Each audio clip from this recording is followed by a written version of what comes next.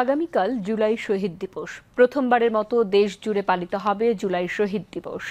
গত বছর এই দিনে বৈষম্য বিরোধী আন্দোলন চলাকালে আবু সাইদ, ওয়াসিম ও শান্ত সহ ৬ জন শহীদ হন।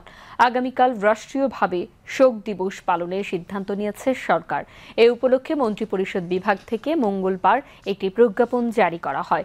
এদিন বাংলাদেশের সব সরকারি, আধা সরকারি, স্বায়ত্তশাসিত প্রতিষ্ঠান ও শিক্ষা প্রতিষ্ঠান, পাশাপাশি বেসরকারি ভবন এবং বিদেশে বাংলাদেশ মিশনে জাতীয় পতাকা অর্ধনমিত রাখা হবে। এছাড়া শহীদদের আত্মার মাগফিরাত কামনায় দেশের সব মসজিদে বিশেষ দোয়ার আয়োজন করা হবে।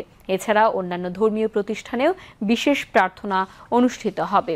সকল মন্ত্রণালয় ও বিভাগের ফেসবুক পেজ, ইউটিউব চ্যানেল ও অন্যান্য সামাজিক যোগাযোগ মাধ্যমে এই অনুষ্ঠানমালা প্রচার করা হবে। পাশাপাশি সকল মোবাইল গ্রাহকের কাছে ভিডিওটির ইউআরএল প্রেরণ করা হবে। এদিকে জুলাই শহীদ দিবস উপলক্ষে দেয়া এক বাণীতে প্রধান উপদেষ্টা ডক্টর মোহাম্মদ ইউনূস বলেছেন, জুলাই শহীদরা স্বপ্ন দেখেছিলেন একটি বৈষম্যহীন, দুর্নীতি ও স্বৈরাচার মুক্ত নতুন রাষ্ট্র ব্যবস্থার। তাদের আত্মত্যাগের বিনিময়ে পাওয়া এই সুযোগকে কাজে লাগাতে ঐক্যবদ্ধভাবে কাজ করতে সকলের প্রতি আহ্বান জানান প্রধান উপদেষ্টা।